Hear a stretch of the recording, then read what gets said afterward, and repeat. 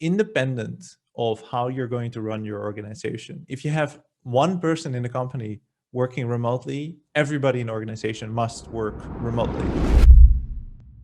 Today we have Job here, who's going to talk to us about exactly what Sasha was mentioning, remote culture and how to build remote culture in your company. So Job, take it away. Maybe to start, I can tell a little bit about my background. So I am currently the CEO and co-founder of Remote, so remote.com, which is a very relevant domain name, as you can imagine. And before this, I was in the founding team at GitLab, where we built, at the time, the largest distributed company in the world. Very much not the case anymore with COVID happening and all companies turning into remote companies, but definitely at the time. And I actually left GitLab specifically to build Remote because what we found at GitLab was that running a business the way that we did, be fully distributed and everybody working remotely, not having any offices, gave us such superpowers that it was very obvious that this was the future of how companies were going to be built. So early 2019, I left GitLab to found Remote. And then, of course, COVID happened and my company did pretty well in that sense. So I've worked with hundreds of companies that went remote over the last year or so. I've been working remotely now for almost 9 years. So I have a lot to share. What I was going to walk through a little bit today was like how I think remote organizations should function, what is good, and I think and the things that don't work. A little bit on how to build culture and how to make sure you have a good foundation for building and scaling up a remote organization, and then answer any questions you might have. Also, if you have any questions related to like legally doing this kind of stuff, like compliance and such, that's literally what my business solves, but it tends to be less liked subject, even though it's pretty important.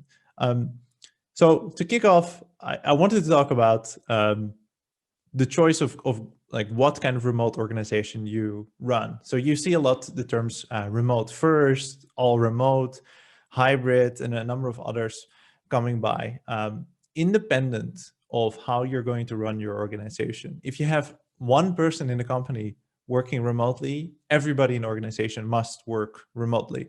And it means that a hybrid approach in which part of the team is in the office and part of the team is out of the office tends to not work. And actually, I recommend strongly against it. I think that's the worst way possible to run your organization. And the reason for that is very simple. It means that the people in the office, they have an unfair advantage to the rest of the organization because they are together all the time. They can shout across the desk, and you create sort of a split organization in that sense. That said, there's many different models of remote work and even hybrid remote work. For example, the office might be an optional thing, or the office, you go there certain days of the week and not other days of the week. But whatever you do, and those models can all work, but whatever you do, you must always work remotely 100% of the time. And so with that, what I mean is even if you are in the office, you must work as if you're working remotely, meaning your meetings are accessible to people working remotely. You take notes in a place where everybody can find them. And after the meeting, the information coming out of that meeting, be that, for example, particular decisions that you took, they must be accessible in a place online where everybody else can access them. It's not allowed, so to say, to run a meeting in an office and then everybody that happened to be there has that information and then that's it. And so independent of how you run your organization, you must always run it as if you are remote first, even if you have one or multiple offices and how much time you spend in those offices. That said, generally, I recommend it against getting offices because it's very expensive. It's much cheaper to, for example, pay for co-working spaces for your employees. So that's a little bit about remote culture and like the very beginning of that. I understand that all of you are in the process of starting or just starting up your own companies. I see you nodding. What is more important than it seems early on is to set the tone of your company and to make a decision. What is the kind of culture that I want to build? And the best way to do that is to set values very early on. Even if it feels silly right now to say like, these are our values, these are the things we care about. As your company grows, what you want is that those values become part of the DNA of the company, so to say. And so spending time early on thinking about what is the kind of culture that we want to build, what are the things that we appreciate and what are the things we want to discourage, that's very, very important. And especially if you're a remote organization, you get much less time to actually transmit this to people, because most of your interactions with people will be in a context of work. And so setting the tone very early on is that this is the kind of company that we want to run is very important. And the way to do this in a remote organization is to have a company handbook and just literally write them down. So if you don't have this, you should start it today, because it's very helpful to start writing things down, even your early thinking. Have a central place of organization. We like to call it like a single source of truth. And that single source of truth should contain everything related to the core of your business. So your company values, your high-level vision and strategy, and any basic company principles. All of that should go into the handbook. Everybody in the organization should have access to the handbook, and everybody in the organization should contribute to that handbook. Because what is going to happen is that maybe it's just you as the founder, you with your co-founders today. You write down, these are our values, this is our mission, this is our vision, this is our strategy. And it will feel silly because you all know this and you've discussed this for a very long time. But the moment you hire one person, two people, and a number of people, you will not be able to convey everything that you've discussed previously with your co-founders. But if you wrote down the most important parts of it, you immediately have that solved. And the beauty of that is that then people are going to start asking questions. They will make suggestions to change things, and it will help you establish that document. There's no better day to start documenting things than today. So the best way to go about this is to actually start today with something like that. And if you wonder what tool should I use for that, it doesn't really matter as long as everybody has access to it and everybody can edit it. However, I would say, I think probably the best tools today are Coda, Notion, Almanac. Would not use Confluence, would also not use tools that are hard or only accessible for engineers, which might be interesting in the beginning. But as your company expands and you hire people in other functions than engineering, for example, it becomes much harder for them to also contribute to them. And that is ultimately what you want, that people contribute to this and expand this body of work. It also just solves a really simple part of like, this is our mission, this is our vision, and this is the strategy that we're going to follow. And if that changes, then we just update it there. And a good policy to have around these kind of things is to first change it in the handbook and then communicate it across the organization. So that if you speak to everybody in the organization, you say, well, we made an adjustment to our strategy, and you can already find it written out in the handbook in case you're not listening to me or you want to recap of that. That's a really good start of doing those kind of things. Going beyond that, if you've worked in an office before, and I've been lucky, I worked in science for a while, which is not really an office, and then only a few months in an actual office. But if you worked in an office before and you're now working fully remotely, it's important that you acknowledge the differences between those two scenarios. And those differences, they have to be addressed in some way. And with that, I mean, if you walk into an office and everybody in that office, including yourself, understands what is expected of you. You walk into the office, you hang up your coat, you say hi to the people, you see people at their desk, you might meet someone at the coffee machine, you might meet someone at the water cooler, you get over to your desk, maybe you have a small chat with your colleagues, and maybe that's how you start work. All of that, and there's an incredible amount of interactions in that point, all of that is completely lost in remote work. For one, there's not a clear start of the day because people might start at different times. Two, you don't have these interactions, right? Like these little interactions that are not chosen to be had, you don't choose to have those interactions. They are not directly in the context of work. You don't have any of those in remote work. And you might say hi to your colleagues on Slack or something, but it's very passive. And it's also very, saying it into the ether, and you don't know if someone is actually listening. And beyond that, again, there's not a clear starting time. Now, that's not to say that you must recreate that exact thing, but it is important to understand that you lose a lot of bonding time with your colleagues if you're working remotely. So all of that time, all those little interactions, they give you the ability to connect with your colleagues. And that happens throughout the day. That happens in the beginning of the day. That happens when you go get a coffee. That happens when you're waiting in front of a meeting room. All those little interactions, they are completely gone with remote work, and they must be replaced in some way, shape, or form. And what must be replaced in particular is like the opportunity to actually bond with your colleagues and to form connections with them outside of the direct context of work. Because if you're meeting with people together in a Zoom call, then you're in that Zoom call to make a decision, to discuss something related to work. And so that's not a really good time to bond, especially in like the one meeting, 1 minute in the Zoom room before everybody is joined is not the right occasion for that either.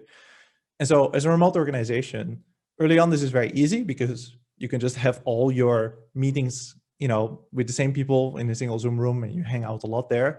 But especially as the organization grows and people start to plan meetings and have separate meetings, and, this becomes much harder. And how to address this, there's not a magical solution, really. Like there's nothing that I can tell you like this is the solution to that. It's basically something that you have to figure out for your organization. But there's a few simple tricks. You can do like bonding calls where you say, this is a call, it is planned like other calls, but we have an icebreaker, or we just chat with each other, or we connect over a particular subject because we're all into cooking. And so that is what we discuss. Another way to do it is, for example, to play games together. Like computer games are really, really great way to bond with people, especially if you're together in like an audio room, like on Discord, for example. That's a pretty good way to do it. And then you can think of anything else. For example, at Remote, we shipped everybody a VR headset, and so we hang out in VR. It's a little bit expensive, but it's actually not that expensive because it's like $300 per person, which is kind of doable. And it's really nice because you can't actually pull up work at the same time. You can't look at work chat at the same time while you're hanging out with people. But the important bit here is that you must do it, and you must make it accessible to everybody in the organization, because what you want is not to say that everybody in the organization spends X hours bonding, but you want is that they at least once in a while do this. And so to do that, you have to create different ways for people to engage with each other, and in different settings. Large groups do one-on-ones, whatever people prefer. Just like in a normal setting, some people prefer to be one-on-one and some people prefer to be in larger groups. All right, Sasha asks, can you go into more detail about how to promote bonding? We're feeling this right now. Yeah, so more details. There's really great tools for this. There's Donut, which is this Slack tool, which randomly selects, I see a lot of nodding. It is really good. It actually really works well for that purpose. And I really, really recommend setting up and like making it opt out, like literally have everybody participate in this as they explicitly don't want to. That's a good start. I also think it's nice to have like real low threshold things. So for example, we just started using Tandem. We used Discord for this purpose before, which is primarily audio only rooms. And then you can do things like have a room where someone is a DJ and they play music and people can listen in. But you can also just use it to have meetings, and then people can opt to listen in. And so what we do at Remote is we don't just say like, oh, I'm doing this, but we also say like in Slack, we send a message saying, I'm hanging out in Tandem if you want to chat, or I'm doing this in Tandem if you want to chat. And we purposely do so that we pull people in. And then the interesting thing that I didn't really expect is that you get this sort of Clubhouse effect where some people might be having the discussion and several people will be listening in rather than actively participating, which can be a really, really nice thing. Sarah, we love Donut here on deck with a walk and a donut. So yeah, that's really nice. Yeah. And I think the point here that Sarah says, it's like the point is to not be talking about work. I think that's a really, really good one. And so one of the ways we encourage this is we have this almost endless list of icebreaker questions, which will feel silly, but it's a really good way to get started. Because, what is your favorite color? It's probably the worst one. Or what is a vacation destination you've never been to, but you would like to visit? And like those kind of things, they work really well. Another pro tip, don't do this in large groups. It will not work. A Zoom with more than like 7 people gets too big. People will feel awkward. So you get a little bit of, the bystander effect where no one will say anything. And then there's one really social person, or you have 2 people that dominate the discussion. You really want to avoid those kind of things. Smaller groups are really, really good. I also think, and again, games work really well. It's very easy to think that they only attract a certain type of people, but we found it to simply be not the case. Like we see all sorts of people from all across the organization, all ages, to play in the kind of games that we set up. Of course, they have to be accessible. Among Us is incredibly popular, but the most popular game that is still ongoing at Remote since day one has been Pictionary. Like whatever online version you find to play Pictionary, it's actually really, really fun, and people really, really like that. But that's basically it. Yeah, we do, as I said, we have VR Hangout, which is really nice, but it's also a hassle to set up. The nice thing is that once we send everybody one of those VR headsets, we started to get tournaments around like the different games you can play in VR. So we have Beat Saber, which is a really nice game. People started to get really competitive around that. There's also like a sort of a social hangout app, which is really, really cool. That said, it's still a bit clunky. It's very hard to set up in the sense that you have to then, everybody has to share their usernames. You have to, find each other. That's a bit of a pain, but that's a cool way too. Generally, my point is like, and like from a high level as well, if you're building a remote organization, there's not an established good way to run a remote organization. There's just a bunch of people that tried a bunch of things and some of them worked. And so the best way to think about this is that you have the product that you sell to your customers, but you have an internal product as well, which is your company culture. And you have to iterate on that as well. And you have to continuously look for how can we improve this? How can we make this work for whatever the scale is that we are now? Especially as your company starts to grow, it will get significantly harder. Once you get to 50 to 100 people or so in your organization, there's very few organizations that actually successfully and only ever ran remotely. And it just becomes a challenge for sure. Another thing to think about is time zones, which relates very much to this. My recommendation is that you should hire close to your time zone. And then as your team grows, you can expand the range in which of time zones are, with the center being where the founders are, because they're least likely to leave the company.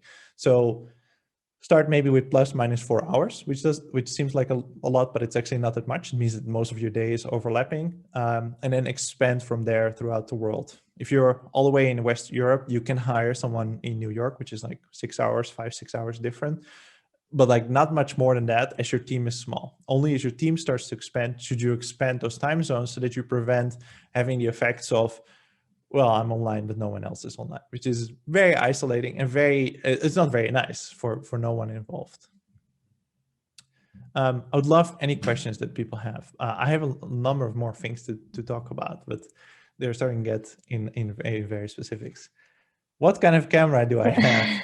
That's a good one. So I have a whole blog post on my setup. It's a little bit outdated, but I have Sony A6400. The trick is to get a good lens, and then the second trick is to get a light. So I have a light here. You can see it in the reflection.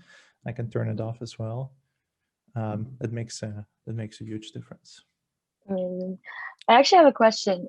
You said there are a few companies that have scaled successfully while maintaining cultures. What are some examples, and what did they do well to maintain culture? Well, I think GitLab is probably one of the best examples, because I was there until we were 600 people or something like that. Today they have 1,400. And the trick is to just constantly reevaluate what we were doing. That helped a lot, and constantly try to find new ways. It helps a lot to be realistic and be very kind. Be realistic about what are the expectations that you should have. One thing that you might feel, and one question that we get sometimes is, well, how do you connect with 1,000 other people when you're working remotely? That's very hard. You're not going to put 1,000 people in a Zoom room. And the answer to that is you don't. Like if you work in an office, you're not going to meet 1,000 of your employees and know them really well. You're going to know the people that are maybe the people on your floor at best, but probably only the people around your desk and in the team that you work together with regularly. And I think that's like a realistic way to think about how and what to focus on in an organization as well. The nice thing about remote work is that the distance between departments is, 0. It's the same as between any other person. And so I think that's a good expectation to set. One thing that luckily we will soon all start to be able to do again is to meet in person. If you run a remote organization and you have the opportunity to get together in person, you should do it as much as you can, because the bigger the company gets, the harder it will be. The more spread out you'll be, the harder it will be. And the thing is that if you spend time in person, you just end up spending a lot more time, right? Like it's nice to be together. One, you can go out for lunch and dinner, but it's also, you just spend a lot more time together, which ultimately results in, forging a much stronger bond. So I think GitLab is a pretty good one. There's Zapier, of course, which is a good one. The makers of 1Password, Agile Bits, they're interesting. Up until recently, and I don't know if it's still the case, they only used audio. They didn't use any video to communicate within our company, which I thought was pretty interesting. And then Automatic, the creators of WordPress, that's a pretty good one as well. And again, the secrets are very similar. They spend a lot of time explicitly bonding. And then the other thing I was saying about being kind, just being kind and being good to everybody in the organization. And if you're the founder, you have the opportunity to do this to all employees. And that means be flexible about work. Don't require specific work hours. Don't spy on people. It seems obvious, but a lot of companies do this today. The companies that make spy software, they are making crazy lot of money.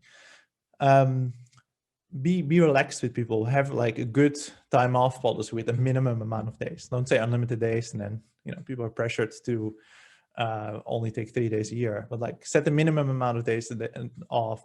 Just be relaxed and trust people. Don't micromanage them. Those seem like obvious things, but when you're working remotely and you don't really trust the people that you work with, you might have an inclination towards like trying to observe what they are doing, and that will only cause you harm. Oh, Jared has a good question. Do I ever run into people that won't embrace remote work? Is it possible that success stories in remote work so far are due in part to people self-selecting the environment? No, is the answer.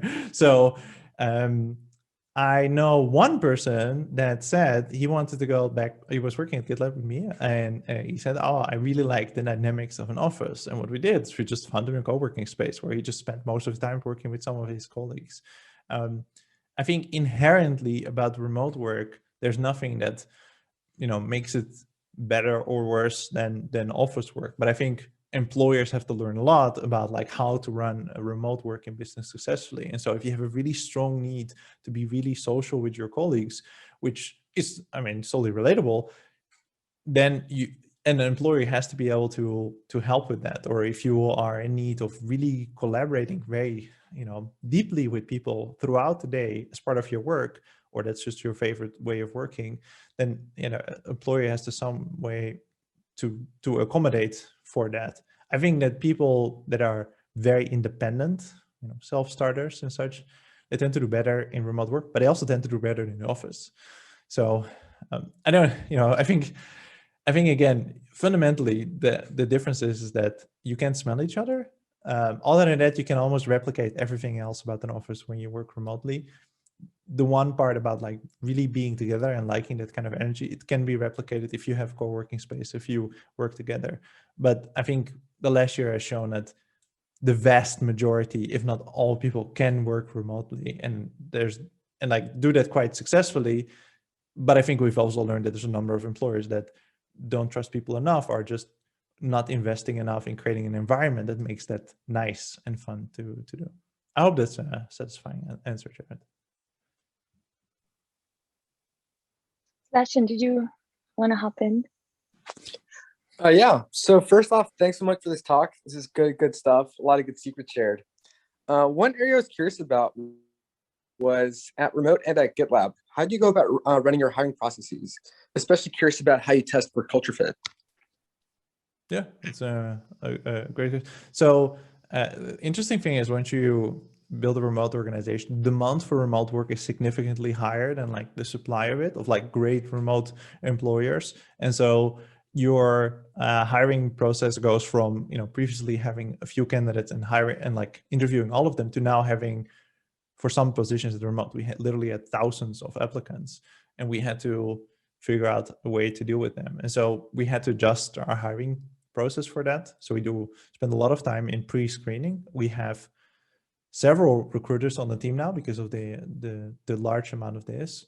and then the people that we feel like are a good match. And then it's important to say that like it's highly dependent on the role, on what we do. For some roles, we actually require like some sort of homework kind of assignment or paid assignment, for example. For other roles, this doesn't apply, and we have to base that on something else. Then we always have a screening call with one of our recruiters, and then it just depends on the role, which is usually like speaking with the hiring manager, which is going to be the actual manager, and some of the prospective peers of that person, and then depending on the seniority, in many cases, me or my co-founder also interview the people, and then that interview in itself is mostly focused on culture fit. And the way to do this is we have a number of questions prepared for everybody in the organization. And they align specifically with our values. So for example, asking to demonstrate, giving an example and an anecdote that somehow relates to our values. That's how we tend to look for these kind of things. Obviously that's difficult to do, but that goes a long way. Everybody at Remote is very much trained to, be aware of their biases. And so we're actually a highly diverse company. So I think that turned out all right. That's awesome. Makes a ton of sense. Thanks. Thank you. I think Melinda had another question. Do you want to hop in, Melinda, and ask? Yeah, sure. Hi, thanks for participating today. I was hoping you could clarify the concept of bonding more. I think it, can be used as a euphemistic term for a number of things. And I was curious if you mean social cohesion or trust building, or if you have a specific outcome of bonding that you're looking to promote. No, I think it's all of that. I think in its weakest form, it's just reducing the anxiety that one has to reach out to one of the team members that they've never spoken to before, right? I think it helps a lot to get a general sense of who are the people around the organization, what do they do, and who are the people that I might speak to at one particular moment. I think that goes a really long way in just creating an organization that is, more interconnected. Because one thing that is you run into really, really quickly in a remote organization is that there's strong, isolation siloing between departments, and that effect I think is only exacerbated if you have your calls with your own team, you focus on your work. Then maybe an engineer might never speak to salespeople, even though that's a very valuable connection to have. So that's on its worst what bonding tries to solve. Beyond that, yeah,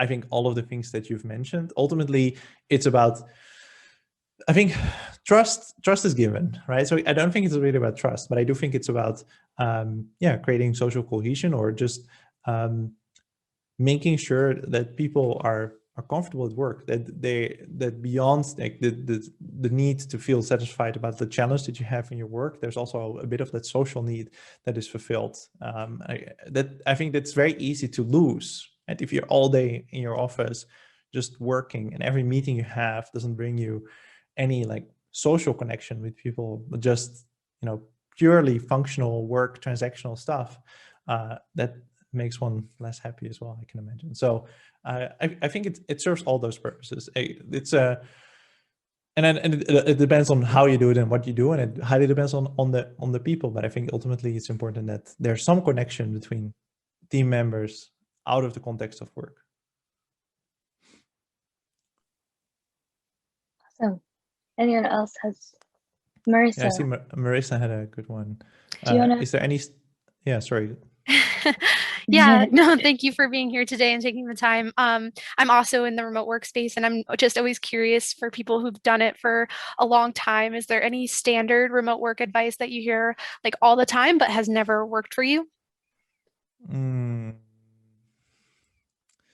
I don't know. I'm sure there's something. Do you have any examples of like ones that you hear very frequently that you think are?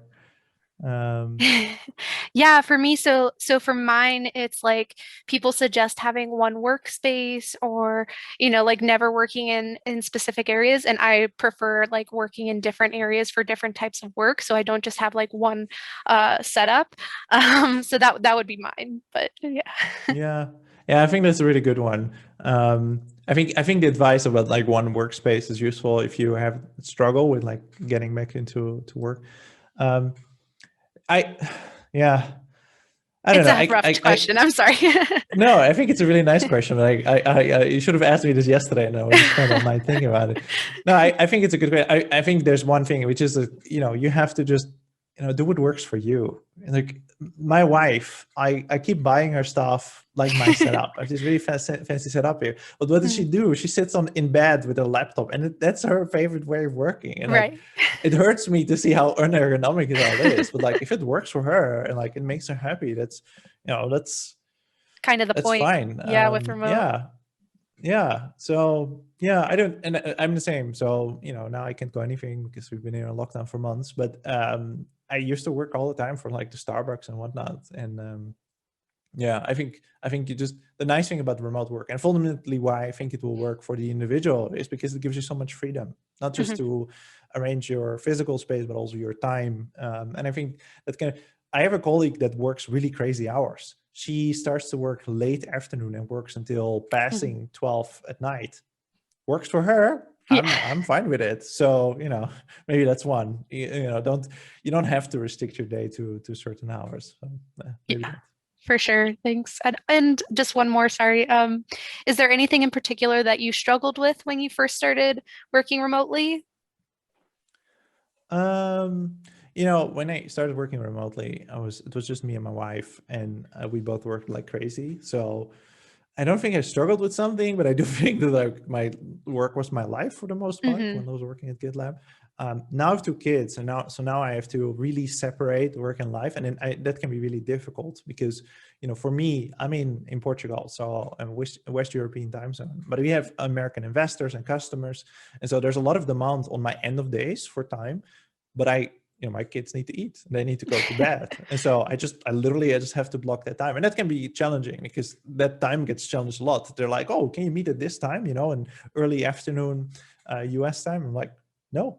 Like, no, it's like it's a hard no. But it is, I think I have not struggled with achieving that balance, just blocking that. But I think it is a constant challenge that I receive, which is like, can you do this at this time? And my answer has to continuously be no. And the other thing is that now, we had our second child a few months ago, 8 months ago, and I think it's much easier to go back to working remotely because it's at home, but then you're constantly being interrupted. So I find it harder to take time off because I felt like, well, baby's sleeping, my daughter, the older one is at school. So now it's much easier to maybe I can do a little bit of work now. And I think it's very easy that those lines blur and you can start to work. And for me, especially because I'm a founder, and all of you are as well, you're like, it's not just a job. I say this to my employees, it's just a job. Don't make a big deal out of it. Like, it's not important. If you don't show up to work, the world's not going to end. We're just going to do it tomorrow. But as a founder, you're like, well, this is my company. I actually really care about this. And that's hard. That's really hard. I find it really hard to take time off if I am at home, or if I'm close to work, because I like my work. So that's another part of it. Like, I really like my work. I'm really proud of the things we're building. I'm really excited to do things. And then I'm like, well, why would I take all time off? I like to work. Sometimes it's good to take time off. So yeah, those things. Awesome. Thank you so much. Awesome. Thank you both. Next we have Roman, if you want to hop in and ask your question. Thanks. Very, very interesting. So I'm wondering if you would you caveats or add additional, advice for key employees like CTO, head of engineering, or like your founding team. And then, yeah, I think this is my main question. And then regarding investors, if investors are actually becoming, there's like a lot of talk about investors being more acceptable for remote teams, but what's your, maybe you have like a on the ground insight. Yeah. So for advice for specific team members, I think I can relate most to like being an executive or a founder in a team. I think it's useful is an executive team, especially early on, if everybody can regularly meet synchronously. So like have a Zoom call. Like that's the team that you want to have accessible. And then that means that you don't have to restrict the time zones in which you hire people. There's also the consideration that as your company starts to grow and you want really senior talent or senior executives for specific things, you will probably only find them like in San Francisco and New York and LA and nowadays Miami, I guess. But you might find them elsewhere, but it's really rare. For example, product leadership, there's very few people in outside of the US. There's a few people in Europe, but like it's really limited. And so you have to be realistic about that it might be harder to find people. If the whole team is in Asia, for example, it might be harder to find that specific, chief product officer, for example.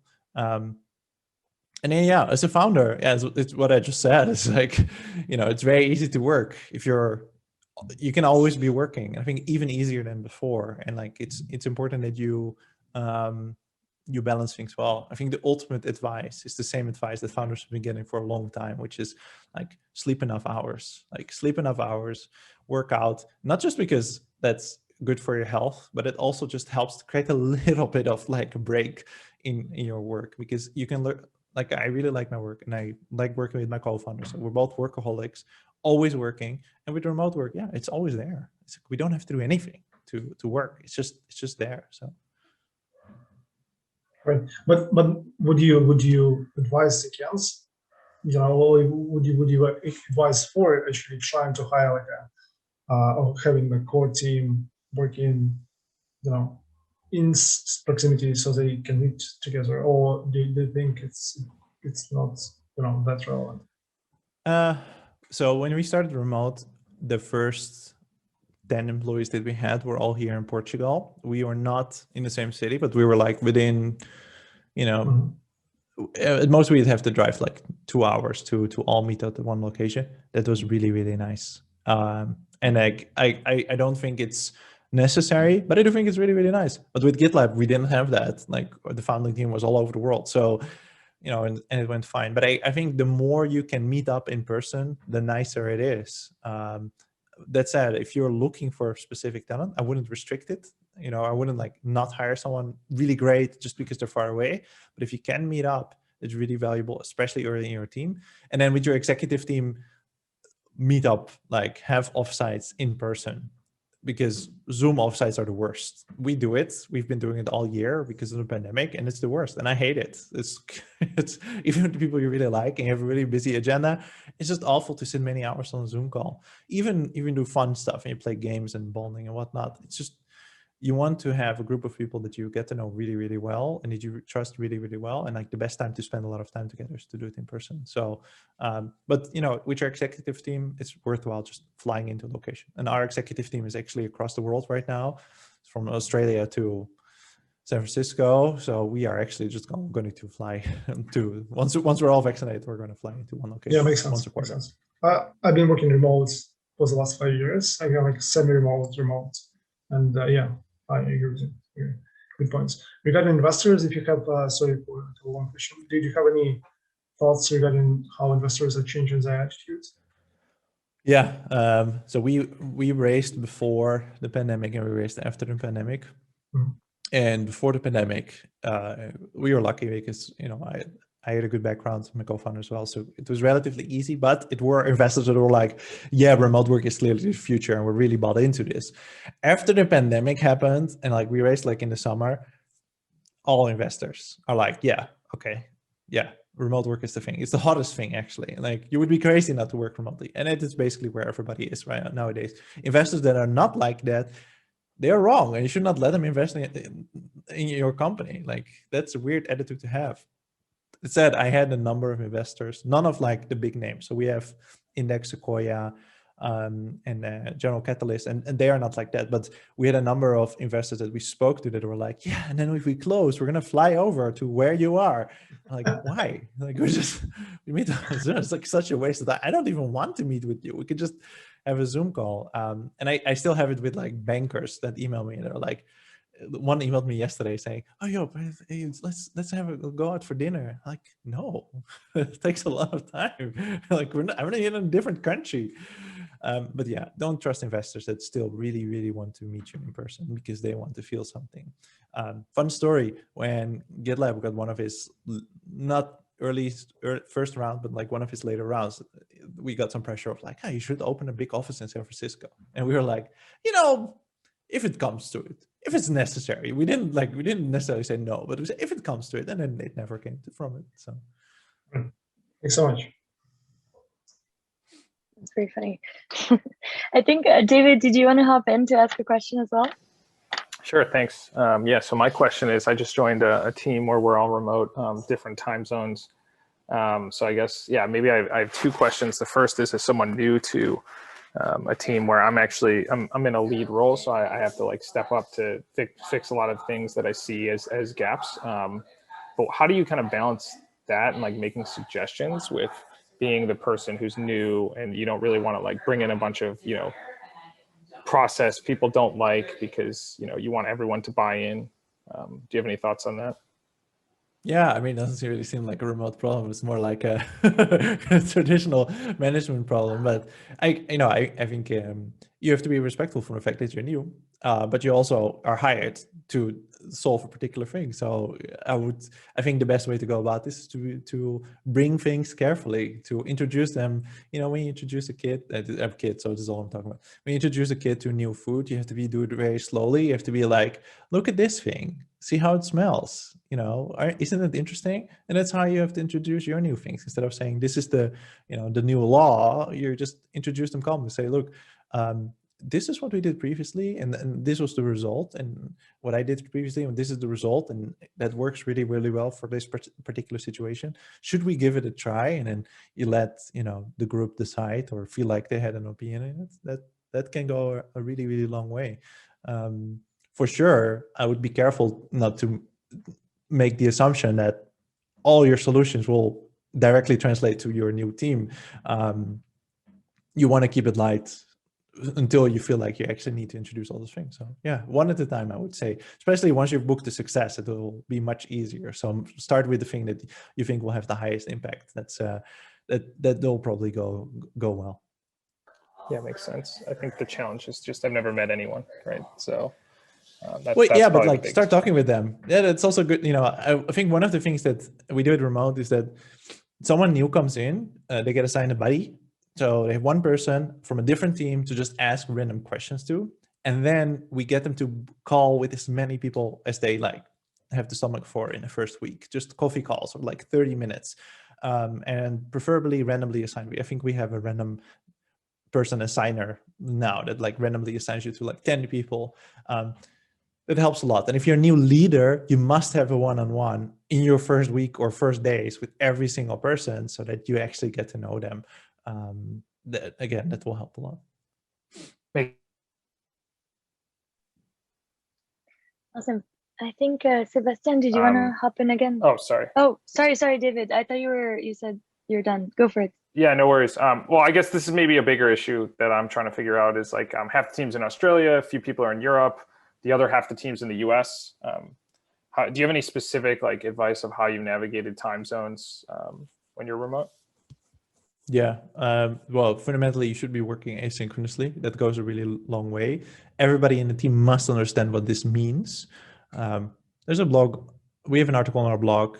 It's pretty good, but then working asynchronously just means you don't set up meetings for every little shitty thing, but it also means that you understand that if there's back and forth and there's going to be a back and forth expected, you do set up a meeting.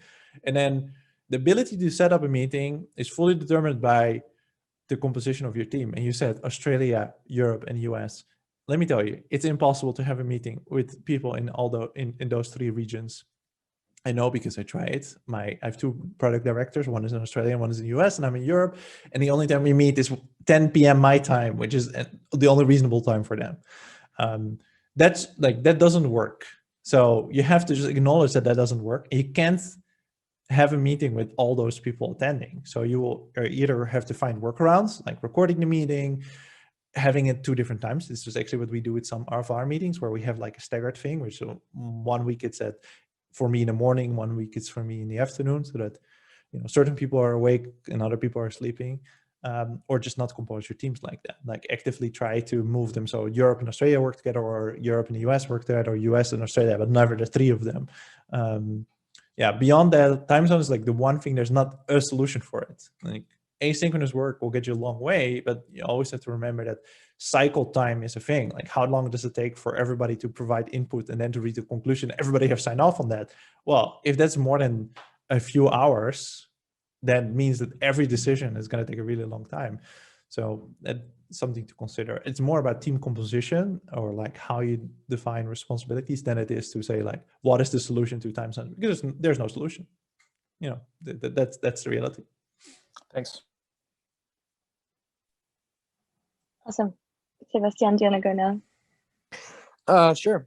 So one other question I had was around, how does geography factor into pay?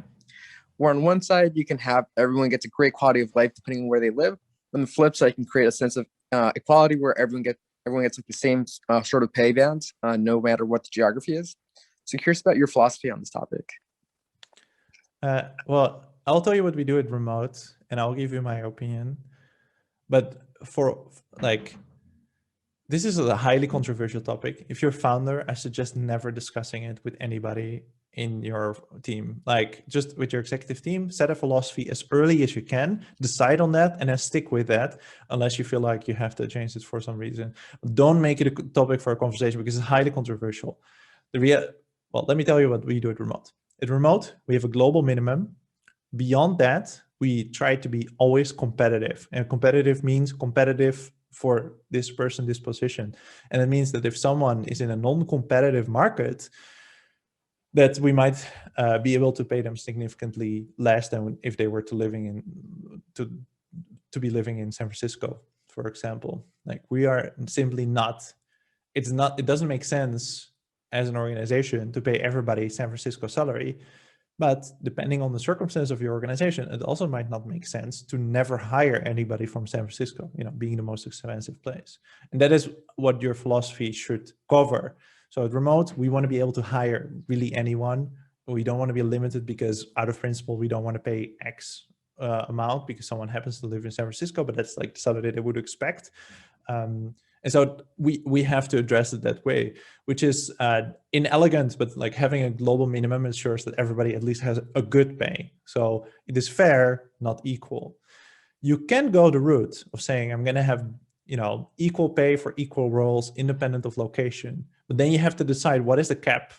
If there's no cap, you have to simply just pay everybody San Francisco rate or some kind of London rate, whatever is highest. You can do that. You can hire less people. That's the reality of that. It's a really great way to hire people, but again, you can hire less people, and so that's your decision. I think that's really hard to support, to be honest, and that's why you shouldn't never have this conversation, because the reaction of people is, well, but I do the same job, I deserve the same thing. But that is not what this is about.